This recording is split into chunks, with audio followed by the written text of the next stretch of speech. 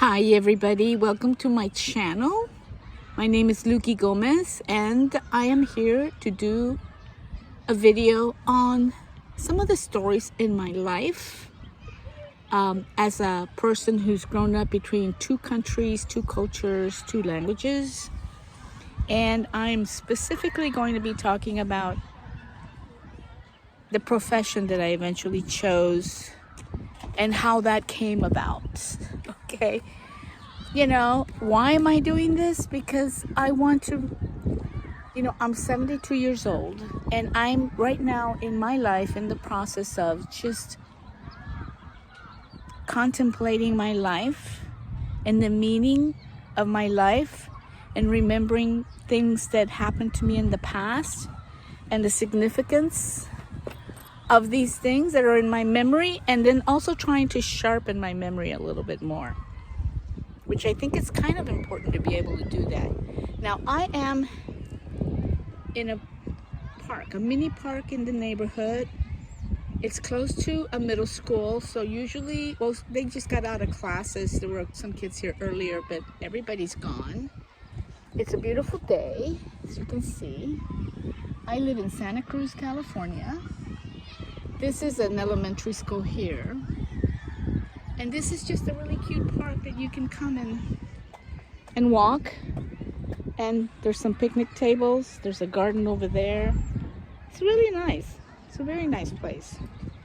So I wanted to basically, because I'm going to be talking about the career that I chose, which is in education, and it seemed appropriate to come to this park. I just feel like it's more fun to, to come outside and do something outside instead of always being indoors. You know what I mean? Okay, so what can I tell you about? It started a very long time ago when I was a little girl.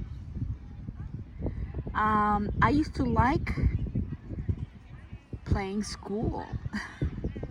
I remember that instead of playing with my dolls or playing house with my cousins, I mean, even though I did do those things also, I primarily wanted to play at being a teacher and having a classroom. So I remember creating classrooms, and what I really liked the most was putting the desks in order by rows. I loved doing that, just having all these rows of desks for my students, and then having doing the desk thing, and then also having my desk at the front of the classroom, and there was a bulletin board, and I was just like a teacher, I wanted to be a teacher from when I was like, I must have been like maybe 7. So, and then as the years went by, there's some kids coming in.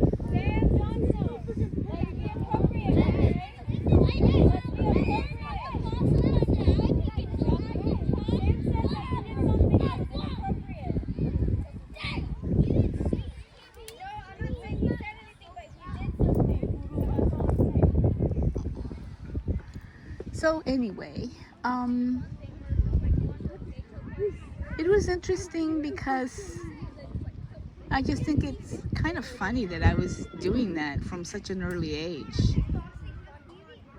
And then, I grew up, life happened, went to high school, didn't think about being a teacher at all, went to high school, wasn't thinking about that at all. There was other things going on in my life. I really wasn't like focusing on, going to college, because it was something that I didn't think about, because in my family, we didn't do that. Nobody went to college in my immediate family. So college just wasn't even in the picture. What was in the picture is graduating, finishing school or whatever, and then working, and apparently finding a boyfriend and getting married and having children, because that's how I was raised. Being a girl, my goal and the ultimate thing in life was to get married and have kids. And I always used to think that, there they go. I often thought that once I had these things, my life would be set for life and I wouldn't have to worry about anything, because, you know, I'd be married with kids and everything would be hunky-dory, dandy, perfectly fine, you know. So that's, oops. So anyway, that's what I did. And then my son was born. And my son was born in 1974 in April. And I was married. And then if you want to know about my married life, you can listen to the previous video. And then that didn't work out. And then, by the end of 74, beginning of 75, I wasn't married very long. By mid-75, I had separated from my husband, and actually the divorce was coming through at that point in time. And my son was about 1.5 years old at that time. And I was living in Austin with my brother. And I remember realizing with my 1.5-year-old son that I just wasn't going to be able to do this on my own. It was going to be a really tough, hard job. My mother at that time had gone back to Guatemala, because when I say I'm bilingual, bicultural, from 2 countries, the countries are Guatemala and the United States. The languages are Spanish, English. The culture is Guatemalan culture, United States culture. So,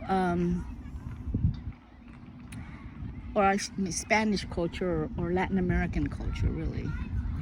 So anyway, when I arrived, I went to Guatemala because we were gonna go live with my mom. It just was easier. She had a brand new house that she had just recently bought. She was living by herself. She had plenty of room for us to be there. And when I asked her, she said, yes, come on down. And I think that we both saw it as a really good thing, because she would be with her grandson. And for me, I would be with my mom, but also I would get that support that I so badly needed. So, and if she'd have been living in Houston, where we grew up, I would have gone to Houston. But she was in Guatemala, so I had to go to Guatemala to get the support, which is what I did. And I remember that walking into her house and feeling this weight lifting off of my shoulders. What a relief it was to be safe with mom, for my son and I to be there, to have that a place to stay, and not to have to worry about working and where do I leave Chris when he was little. It was just so intense, So, and because I was no longer married, it was very difficult. I had to work, So being in Guatemala, having that opportunity, my mom letting us come and stay, there was just all of these great things that happened. I was very lucky, very grateful, and so I was living in Guatemala with her. Now, of course, my brothers were jealous because they weren't living with their mom, but that wasn't my fault. But they were jealous. They did not like the fact that I was in Guatemala. They thought I was smooching off of her. They just didn't get how difficult it was to be a single mom. They just thought, you made those decisions. you got to pay the consequences, that kind of attitude, which really was really horrible.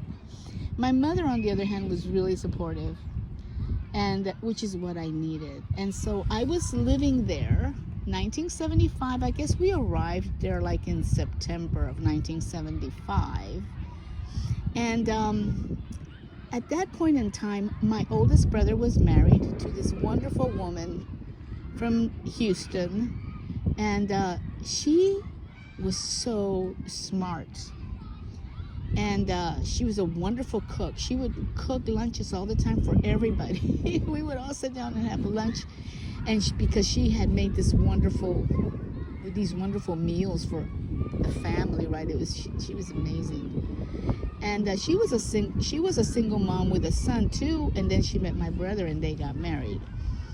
And so they ended up having 2 more children. But anyway, she gave me a book that was called The Montessori Method. Now, you know, I've always been a bookworm. I had always been a bookworm. I never had issues with sitting down and reading difficult books. And so, as a matter of fact, I enjoyed it. It was like, I loved the challenge of reading the text and working with the language. And sometimes at the beginning I would just read just for the pleasure of reading, even if I didn't understand everything I was reading. I used to do that when I was younger. But when she gave me that book, I started reading, and I really became very interested in the subject matter, which was the Montessori method in teaching and the philosophy of early childhood education, of which she became worldwide known for her methodologies and her philosophies on early childhood education. And I was so inspired by her. You know, she was the first woman in Italy to study medicine at the university. She was the first woman, and she was studying with all the men in her university where she lived up in Milan, I think it was, I'm not really sure, somewhere in Italy. And anatomy, you know, where they go in and they dissect the body, she had to take that class by herself because it wasn't cool for a woman to see a naked body in front of men, or for men to be around a woman looking at a naked body. You know, those taboos from the 19th century, because that's when she was working with at the end of the 19th century. So she got her medical degree like in 1899 or something, 1901. I mean, you know, and that's when she started developing as a doctor. She was working with children, and that process is where she developed her method and her philosophies on early childhood education. So I was just like really influenced by this book, The Montessori Methodology of Early Childhood Education. So I read the book, totally inspired by it, learned so much that I started applying a lot of that philosophy with my interaction with my son. And I mentioned it to somebody in Guatemala, and they said, well, you know, we have a Montessori school here in Guatemala. It's in zone, I think it was in zone 10 or 12 or something like that in Guatemala City. You should give her a call. Her name is so-and-so, the owner. So I called, and they did, you know, and because I spoke English, I got the job. They needed an English teacher, and they were willing to train me, and it was really cool. I learned so much working at that school. I worked there for 2 years, and the really cool thing about it is that my son got free Montessori education because he was able to go to that school for free while I was working there. So it was how my teaching career began as a Montessori teacher. And teaching English, you know, because that was my job, was to teach Spanish-speaking kids English, which means teaching them vocabulary, speaking to them in, complete sentences, all that good stuff. So I started to learn not only about the Montessori method, but I also started to learn the whole idea of teaching a second language. So after I finished, so I worked there for 2 years, and then I was offered a job at this other school, which was called, it doesn't matter. It was a private school. It was for, the Montessori school was really very expensive. And so it was more geared towards wealthy families in Guatemala City. And so I did meet a lot of wealthy families from the city. And then when I got offered this other job at this other school, also a very expensive bilingual school for very wealthy families, a private school, I went and taught there. I was teaching second grade.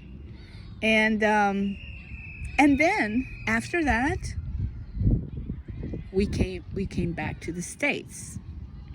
So when I came back to the States, I couldn't teach because, nobody needed somebody who could teach English to whom? Kids already spoke English here, right?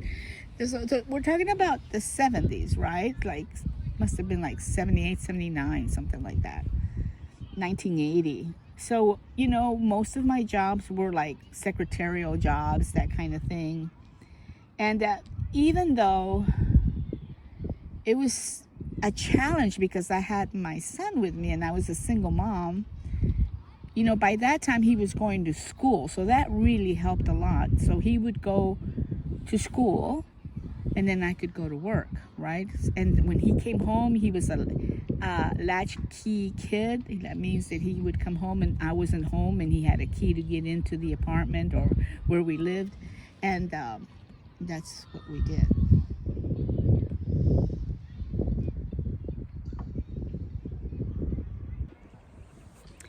So we were living in, first we went to Houston.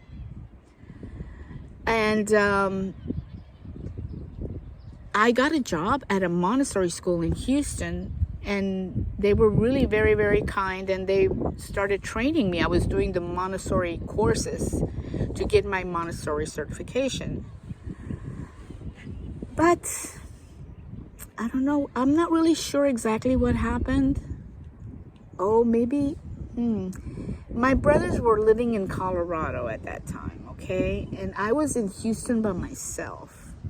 And I guess I was missing my family. I wanted to be close to family because I felt like I needed support probably for Chris, which really was silly because even though I moved to Colorado to be close to my brothers, I really didn't get a lot of support.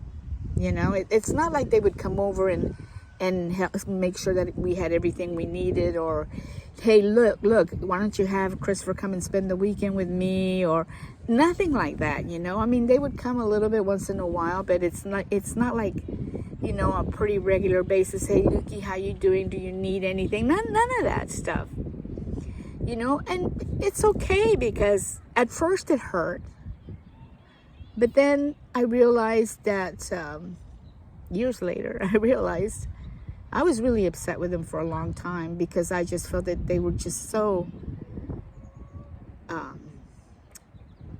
what's the word? Not sympathetic towards my situation, And I think they just didn't have any clue what was going on. They didn't know. They didn't know what it was like, They just had their preconceived ideas, and they had no clue of how hard it is to raise a child by yourself. So I don't even know if even at this point in time of their lives they realize it, I kind of wonder. But anyway, I had to eventually let that go, because I was carrying it around with me, and this resentment and stuff that I had towards them. And this was a big deal because, I love my brothers, and being the only girl in the family, it was always kind of weird. And it didn't get better, as we grew older. It got worse, actually. So there wasn't a lot of empathy on their part. Let's just say that. So I kind of eventually got over it, but in those years it was really hard. And I remember when we were living in Fort Collins, which is in Colorado, which is just really beautiful, and it was really nice. And I was working, and I even tried going to the university, going back to school, but it was, I didn't last long. It was really hard. I wanted to go to the university because the kind of work I was doing was like low wages. I was a secretary, it's like a receptionist. I wasn't even an office manager at that point, And plus I was Latina, so let's face it, I was competing with white women, And I experienced a lot of that kind of stuff throughout my work experience, in the States, because I was a Latina, and I saw it firsthand, because during those years I got a job in Houston with the County Office of Motor Vehicles Registration, and I was hired through a temp office, and I got a full-time job there, and I was really happy. But I did notice that all of the black women who were there way before I was, and all of the Latina women, we all were temp workers. And when a white woman would come, she would be hired full-time with full benefits. And you had the black women who were temps and had been there a long time training these white women who were just coming in with full benefits. It was blatant discrimination. And oftentimes when I tell this story, people don't believe me. They think, that's not true. She's lying. Especially white guys. They don't believe me. I'm not saying everybody, right? But a lot of people, a lot of white guys think that, I'm lying. Why would I lie about something like that? It's like, that's silly. I love white guys. Like I married one. So, my sons have white. So, it's just weird. But anyway, so I was working in Houston, but I missed my brothers in Colorado, so we moved to Colorado. And, we were in Colorado for 3 years. And then I didn't want to be in Colorado anymore. I didn't want to be in Colorado anymore. It was too cold. We were there for 3 years, and it was nice. It's beautiful. But I felt like I had another brother who was living in Mendocino, California. So I thought, well, I'll go and hang out in Mendocino. I was also very kind of like an exploration person. I like to go out and explore stuff.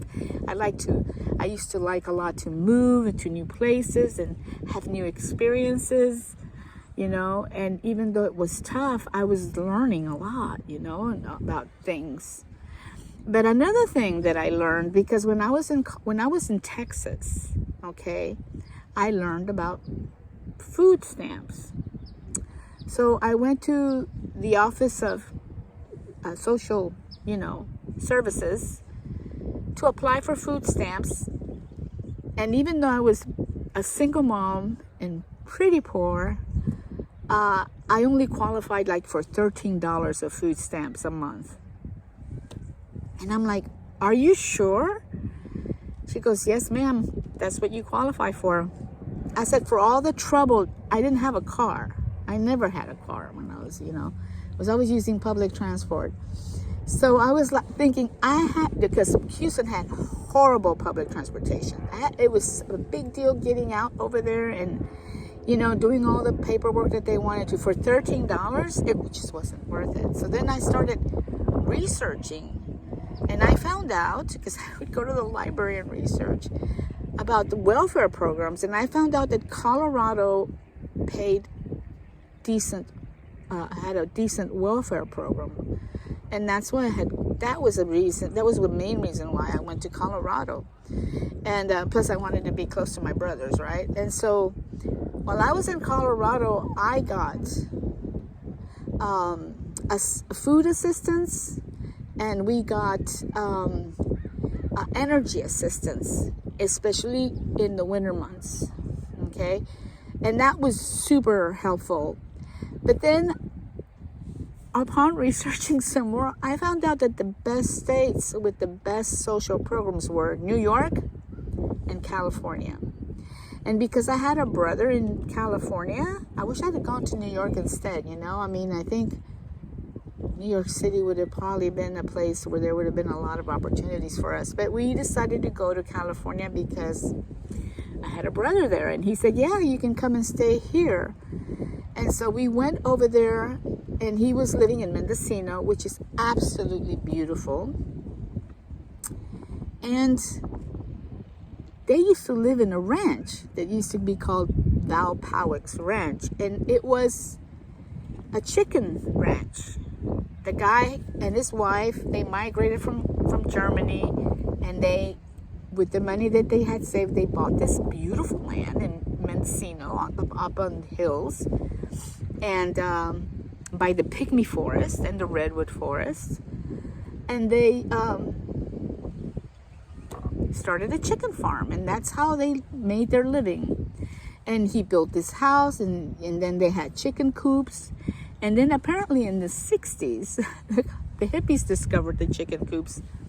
And because Val didn't have his chicken farm anymore, his wife had died. So they turned the chicken coops into little apartment units with outhouses, okay? And you know, the hippies were living there since the 60s. So by the time we came along, which was 1982 or 83 or something like that, they had these really cool chicken houses or chicken coops. And my brother and his girlfriend were living in one of them.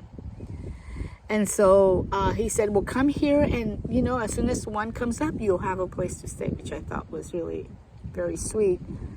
And plus he gave me a job because he was selling at the Mendocino town, because it's a very tourist town. In the summer he would sell Mexican imports, you know, and so he gave me a job in the summers to do that. So that was nice.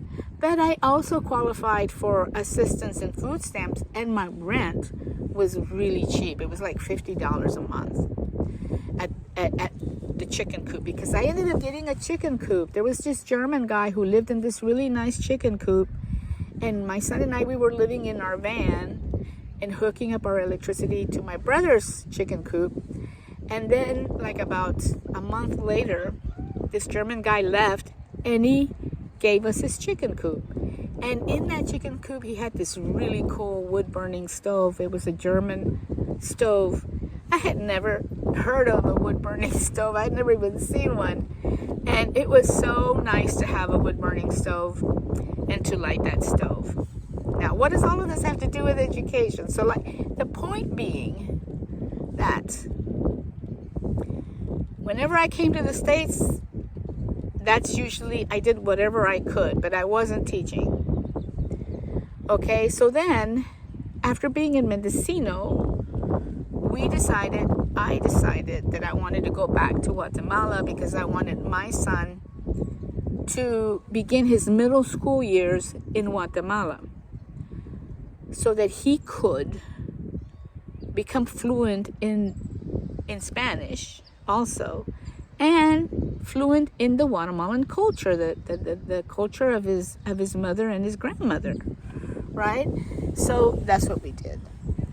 We went back to Guatemala right around, you know, it must have been like 1983, during the time of Prince and Michael Jackson, which my son especially was a big fan of theirs, and that started a whole second part of my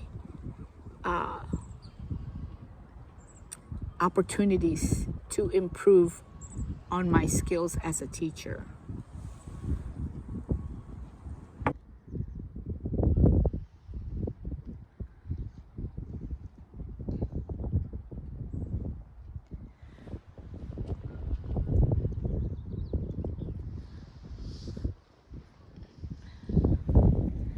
Okay, so in Guatemala,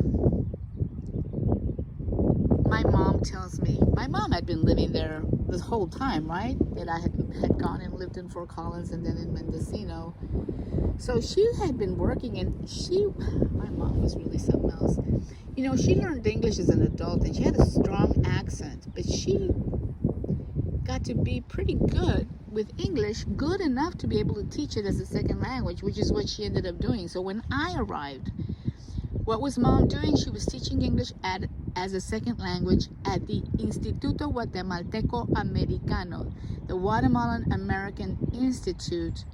And this was an American cultural center that was supported by the American Embassy in Guatemala City, where they had English courses, all levels of English courses, and they had secretarial teaching programs, and they had children's programs on weekends, on Saturdays, to not only promote English language, but English culture. So oftentimes they would do like cultural events, you know, musicians, classical guitarists, you know, all kinds of really interesting programs. They also had an amazing library, and they had an amazing lab for second language acquisition purposes.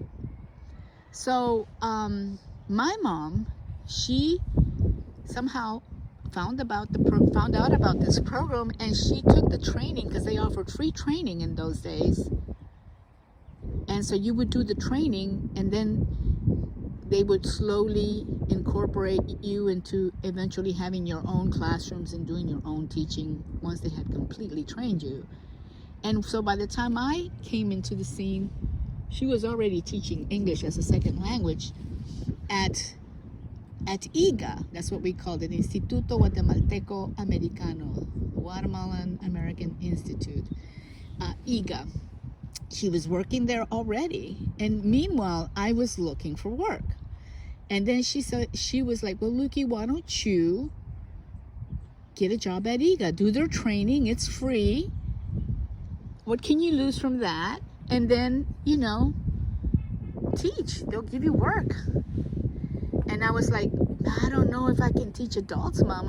I've worked with little children, but I don't know if I can. I was really scared and felt very insecure to teach adults. I would imagine myself with all these adult students, some of them maybe businessmen and stuff like that, and here I was going to be teaching them English as a second language. You know, I just didn't feel like I qualified. But she kind of talked me into it, and so she goes, look, take the training. It won't hurt, and it's free. And so I took the training, and it was great. It was like, I think it was like 3 or 4 weeks in the mornings, where we had to learn a lot of the theory of teaching English as a second language, some of the methods that were being used, some of the comparing the old methods with new methods that were coming into these programs of teaching English as a second language, foreign language acquisition, all of that kind of stuff. And then the practice component of it, you know, developing materials and having your own class, right? Which that went little by little, right? First you would go in somebody's class and observe them, and then they would let you teach a little part in their class, and little by little, and that's how it went. And then eventually I passed, and I was ready, and I started teaching there, and it really was a great thing to do. I learned so much while working at IGA about just teaching methodologies, second language acquisition, and the administration. They were really very, very nice people. It was just so awesome, so considerate, so dedicated to making sure that you learned, you know, and trying to be positive throughout the learning process. It was just amazing. So I ended up teaching there for, I think I worked there for about 2 years, and my son was going to a private school, the Vienna school. It was a private school where they taught, well, he didn't go to the Vienna school per se because I could not afford it. And that school was trilingual. The kids were learning German, Spanish, and English, which would have been great for my son. But I enrolled him in the afternoon programs that they had where they, taught them English. I wasn't too concerned about the English because he already knew it. So he just needed to go to a decent school. And unfortunately, we couldn't afford the German component of the program. So he was going to school in the afternoons, like from 1 to 5 or something like that. I don't, something like that. So, and he did really well. He did very well. And I was working at IGA. So then, and this was, we were in Guatemala City at the time. And then somehow I convinced my mother to rent the house and for us to move to Antigua and not live in Guatemala City anymore. And the cool thing now was to get out of the big city and go live in a really cool place, and that was Antigua, which is a colonial town, and it's super popular with tourists now. But in those days, it was still just a big town, and it was, now it's really expensive to live there, but today everything's expensive. So anyway, eventually we ended up in Antigua, and I ended up working in a private preschool by this woman who was from Guatemala, but she had married this guy from Utah, and they had this school that she opened up for her kids and other kids, but there weren't too many kids in that program because it was kind of expensive, and it was a bilingual program. And I was part of the English team, English-speaking teacher team, and I worked there for 1.5 years. And then by this time, my son was getting ready for high school, and I decided that it was time to go back to the States so that he could do his high school in the States, because eventually I wanted him to go to college. And I felt that he would have more opportunities and more options if he went to college in the U.S. than if we stayed in Guatemala and he went to college there. There's a lot of programs that he would not have been able to do, which what he ended up doing, he would have probably never been able to do in Guatemala, which is he studied music and composition. So eventually. So at the beginning of my teaching career, whenever I had the chance to teach, I would teach. But what it also taught me is how to be a teacher to my son, which was I think it was a really useful, because learning about childhood psychology was a big deal. And what it did for me was that I changed the way I was raising my son. I was not using what I had seen my parents do, because I had another point of reference, Montessori, and second language acquisition, and all of those methodologies. I had all this other information so that I was able to kind of break the cord, I guess, in how I was raised by my parents, and apply more contemporary, modern approaches to early childhood growth and education. And I think that was really the most important thing that I learned from that experience.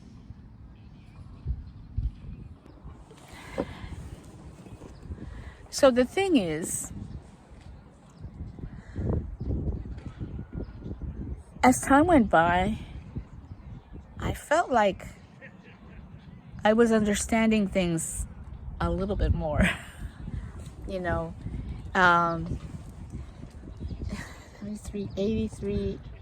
1993, I was 40 years old. And we had decided, we had decided to Okay, so like, because I wanted him to do his high school in the States, we came back. And we ended up in, is that a boy or a girl? Boy, stop.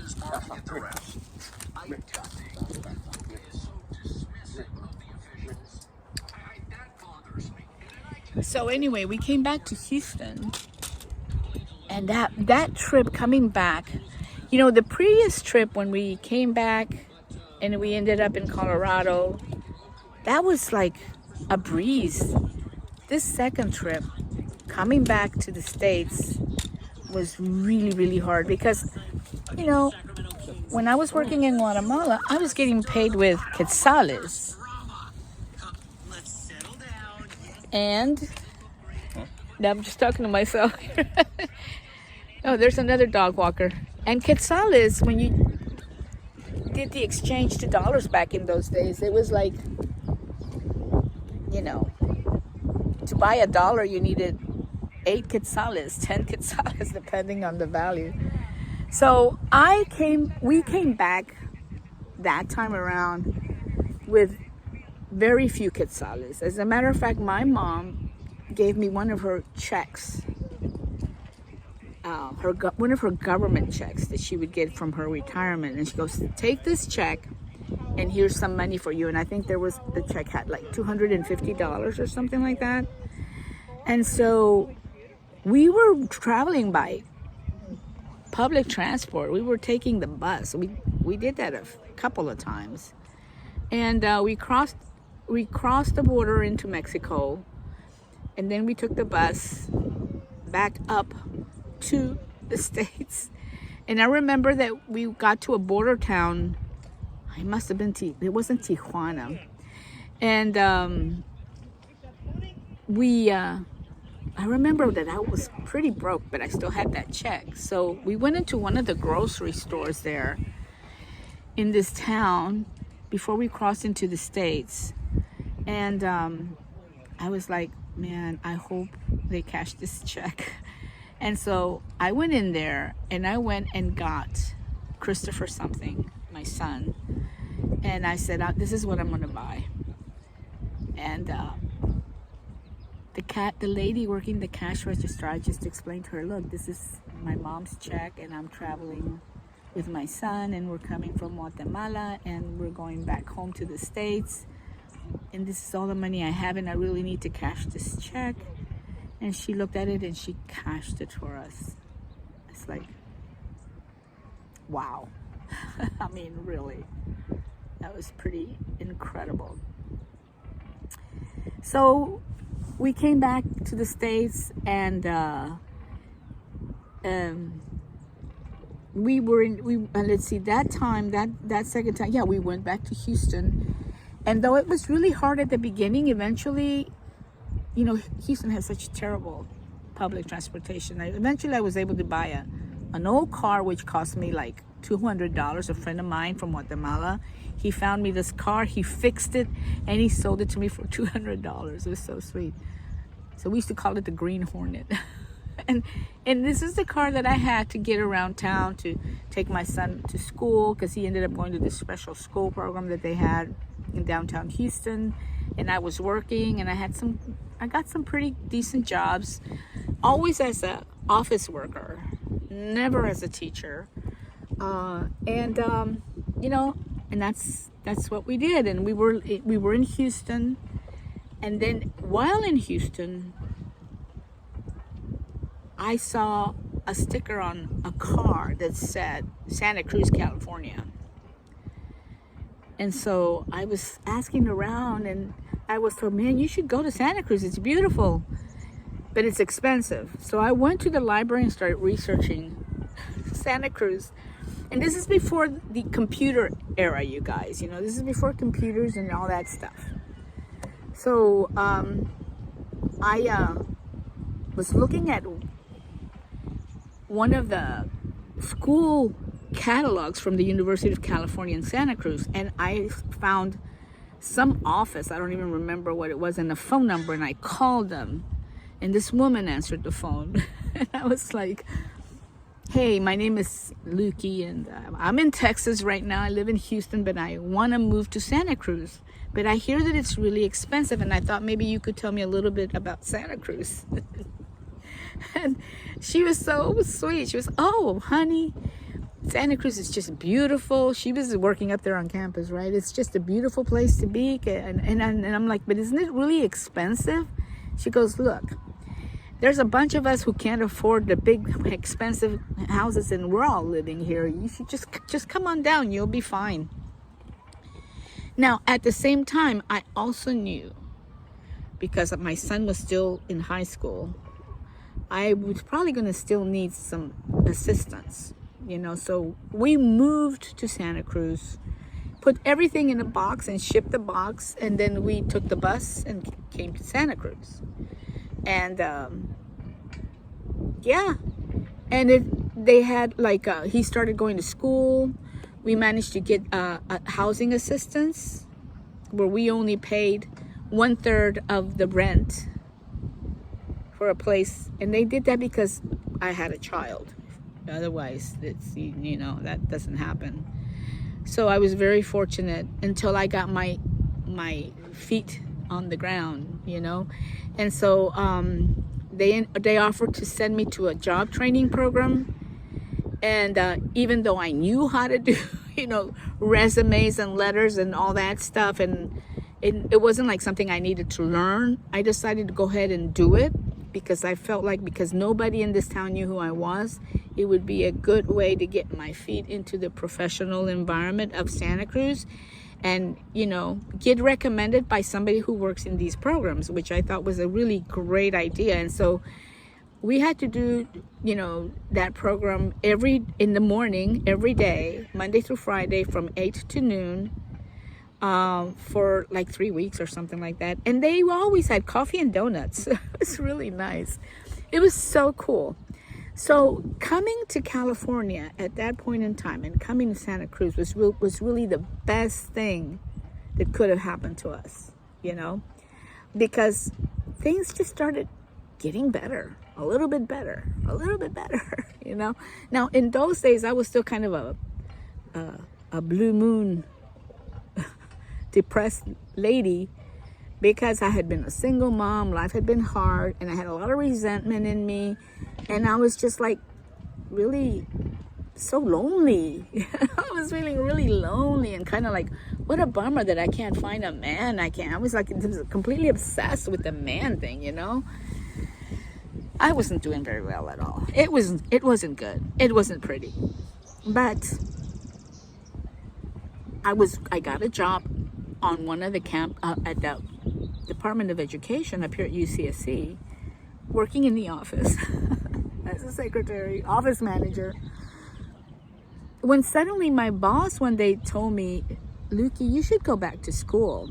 And I told her, well, I tried going back to school when I was in Colorado, when Christopher was, he was like 7, 8 years old, something like that, and it was so hard. She goes, but now he's a big guy now. You don't have to be worrying about him that much anymore. And you'd be a good student. And so she started explaining to me how the university system worked. Which it doesn't. I was just working in the Board of Education, and it was the graduate program, but I didn't know that if you were an undergrad and if you qualified, they would pay for your school. I didn't know that, and she explained that to me. And when she told me that, I was like, I'm God. It was hard leaving the job, because it was a good job and it was a full-time job, and it was I wasn't getting paid a lot, but I had insurance, everything. But at the same time, just the idea of being able to go back to school and study something that I really loved just was awesome. So I went ahead and I worked, and I started taking courses at the community college here. So I took my math classes that I needed, that kind of stuff. And then once and I did that for a year. And then after that year, I was like, under the guidance of my supervisor. She goes, okay, now apply for UCSC because you're ready to transfer. And so that's what I did, and I transferred immediately because my grades at the community college had gone really well. Now, it turns out that while I was doing that, my son was also doing the same thing. So without even really thinking about it, we both ended up doing programs in the same schools, you know, in the same way. We both started at the community college, and I was going and he was going, except that he was in the music department and I was in the language arts department. And then when we transferred, he transferred into the music department and I transferred into the literature department. So we were doing our thing. We were both going to school together. It's incredible. And we both graduated at exactly the same time together. I just was like blown away. Now, what happened after that is that I just went ahead and applied to grad school, and I got accepted into a program in Illinois at the University of Illinois in Urbana-Champaign in literature. And my son, he ended up just doing the graduate program here at the University of California, Santa Cruz, you know, with his master's. So I was doing my master's in literature and he was doing his master's in music, except that I was in Illinois because I moved and went to Illinois and he stayed here. And when I left, he goes, I said, don't you want to come? He goes, I'm not going anywhere anymore. I'm staying put. And he's never gone anywhere since then. He's been here all this time. So, and that's what we did, you know. And so for me, going back to school was the best thing I could have done. I stopped feeling sorry for myself. I kind of forgot that I was lonely because I had my mind focused on other things that were even more interesting. And so once I got that degree, I was able to teach. And so I ended up teaching at the university level, and then I also did some high school level teaching, and later on I did some teaching substitute teachers. And when I went back to Guatemala because of my mother, I opened up a preschool and applied some of my Montessori, methodologies that I had learned over the years. And I also did a lot of one-on-one private tutoring in second language acquisition to professional students and young people who wanted to come to study at a university here in the States, and they needed to pass the famous TOEFL exam, which is an exam that you're required to take if you're a foreign student coming to enrolled in a university here. You have to pass this TOEFL exam because it's how they measure that you have enough English acquisition to be able to survive at the college level with your English. And so I eventually learned about that. I learned how to teach it, and and that was how my educational career culminated. It was like that. And then when I came back after my mother died, I decided I would sub. So I started subbing because I couldn't teach in the public school system because I didn't have a teaching credential. So to get a teaching credential, I would have had to go back to school at some program, usually graduate programs, to get the credential. And I just thought, come on, I've got a master's degree in Spanish literature. I can teach Spanish. No, you have to have a teaching credential. I said, okay. So I decided to just sub, and I was subbing. And that's when I realized that I'm so glad I don't have to teach anymore, because there were so many problems in the schools. I worked in almost every school in this county. High schools, middle schools, elementary schools. The elementary schools weren't so bad, but the middle schools, they were having some serious issues with their students. There was a lot of violence. Kids were throwing desks and just going crazy. And high school was a little bit better, but students just, they just weren't into it anymore. And there were a lot of teachers that weren't there.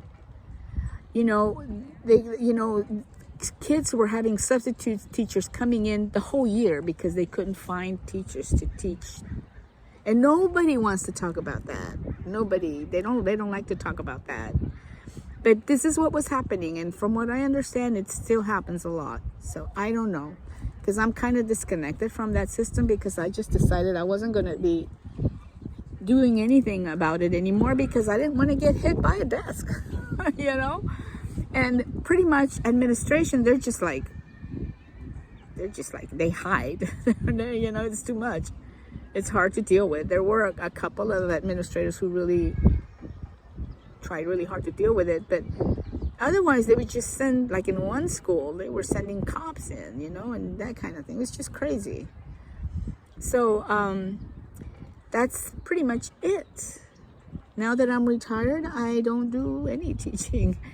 Not really. I mean, somebody wanted me to teach them Spanish, and I tried, but no, my heart just isn't in it anymore. I'm retired. I don't teach. And then they you know, why don't you volunteer at the middle school? Then it's like, yeah, they you know, right down from where I live, there's a middle school just right around here, where some people go and they volunteer, inclusively in this school here, back here. There's some people where I live and they volunteer here too.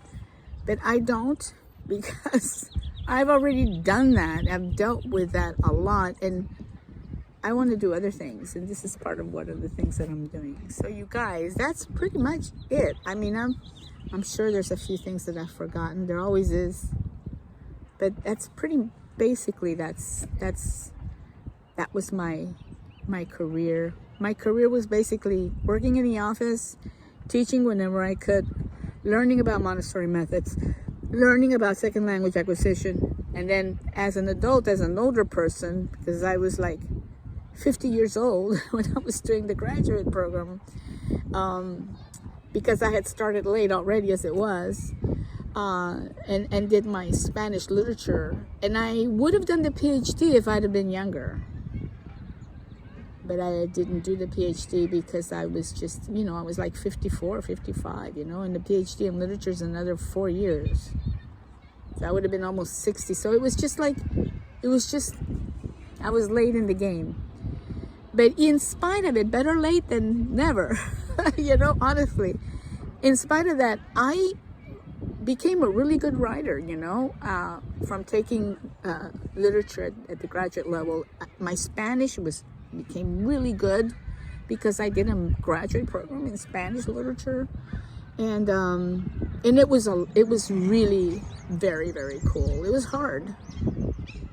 Doing a comparative literary analysis was hard as hell. It was like it was hard. It's one of the hardest things I've ever had to do in terms of learning, you know, but it was all worth it. And my advice, after all, everything is said and done, I'm going to advise you guys too. If something feels hard, it doesn't mean that you're dumb. It doesn't mean that you just don't get it. It only means that it's hard because it's new. And you have to give your brain a chance to start learning. You don't give up. I mean, in other words, if taking algebra is hard for you and you say, I'm never going to be able to do that, well, just get in there and do it. You know, I had to do algebra at community college 3 times until I finally passed it. You know, and the same with the writing and reading. You know, like I realized that I would in college I would be given a paper to read, and somebody's paper that they wrote, article, and we were, okay, read this article on feminist theory, blah blah blah, whatever. It can be anything. It's college level writing. And so like I would sit and read. I could read the words, but I could not understand a thing. So I told my advisor, look, I'm reading these articles you're giving us, but I can't, I'm sitting there for half an hour reading and I don't understand anything. She goes, well, why don't you go talk to so-and-so and do a reading workshop with him. I'm like, what? But I know how to read. Do it, Lukey. She said, Dara Goldman, just do it. Okay. All right. You won't regret it. Okay. So I went, and it was great. I learned, how to visually read a text and what to do with your hands when you're reading a text, taking notes, highlighting, whatever. There's a bunch of different strategies. And the TOEFL also talks about these strategies because they're teaching these kids who are going to come to school here in the States about this stuff, which our kids aren't being taught, because in high school, we don't teach the TOEFL in high school here, which I really feel that we should be teaching the TOEFL in high school. But it's a hard class. But a lot of students in our programs here, because I tell you, when I was teaching high school, there was always at least 2 or 3 students who were totally into learning. Everybody else was just there because they had to be, or being completely distracted. Well, those 2 or 3 are totally worth having good teachers that can work with them and not have to deal with all these other troublemakers in the classroom. You know, I mean, they lose on their education because of these other kids that are in the class. You know, it's a big, the educational system is a big problem, and it's not that good in Guatemala either. The systems have gotten really bad. They're not, I mean, if I had a kid now, I probably would homeschool. I don't think I would learn about childhood psychology, you know, and learn a little, read some books about, you know, the pedagogical components of acquisition of knowledge, you know, and then just teach my kid. That's what I would do. And then travel, which is really good. And maybe have them learn a second language or learn how to play an instrument and read music, stuff like that. You know, but to just put them in the public school system and expect the teacher to teach them everything, that's a big mistake, because as a teacher, I tell you, it's impossible. You know, you have 23, 30, even if you just have 10 or 15 kids in your classroom, which is a rare thing unless you're in a really expensive school. Most schools, the teachers have 25 kids, students. What? And in high school, you only see them for 50 minutes and they're going on to the next class. What are you going to do if you're a language arts teacher? You know, if you're doing a TOEFL course. If you're doing a TOEFL course, probably the students who are going to be in your class are going to be the academic high IQ students who really are into that kind of learning and aren't afraid of stuff that's hard. But most people are afraid to learn anything because it's hard. And that's the problem. And then aside, because there's just too many students there, you know? It's just too many people, too much going on. It's crazy. And plus, teachers have absolutely no power in the salaries. I mean, you know the stories. It's just not worth it anymore to be a teacher. Not in that system. It's still cool to teach if you can get yourself to do some private tutoring and stuff like that, I think. But the last thing you want to do is work in a public school system or even in a private school system. It's all really bullshit. They say, private schools sometimes will say, yeah, we have like innovative educational methodologies and programs, and then you go and you work there and there's nothing innovative. It's all still the same traditional stuff that people have been using since 1910. Honestly, 1920. You know, it's still the same boring stuff. It really doesn't stimulate. Montessori schools are a little bit better, but you have to be really rich to go to a Montessori school. So if you, and that's, most people can't afford. I mean, the only reason I was able to afford is because I was working in the school, you know, otherwise there's no way. So anyway, you guys, that is the story. That is my story. And I'm just telling you based on my experience, the fact that I was involved in programs from the 2 countries. If I wasn't teaching, my son was involved as a student in both. And eventually I taught in both. And I also taught from preschool on up to university level. And that is a fact. So I managed to work all the levels. and private and public school systems. And I got myself soaked up pretty deeply in all that stuff. And I'm glad I'm out of it. And that's what I would do if I had children right now. With what I know and with what I see, unless I could afford a really, really good school, I would take their education. I would take control of the reins of their education. And that's what I would tell my students, my high school students. I would say, look, if you're counting on your teachers teaching you well on everything, think twice. You need to take control of your own learning, because that's the only way you're going to succeed. And I would also tell them, and remember that you are competing these days not only with the students in your community, with other graduates, you're competing at an international level. You know, you're competing with people that are coming to Guatemala from different countries. And here in the States, you're competing with people who are coming here from other countries. It's very competitive. And that's not going to change unless you go dig yourself a hole and go in it and live in it.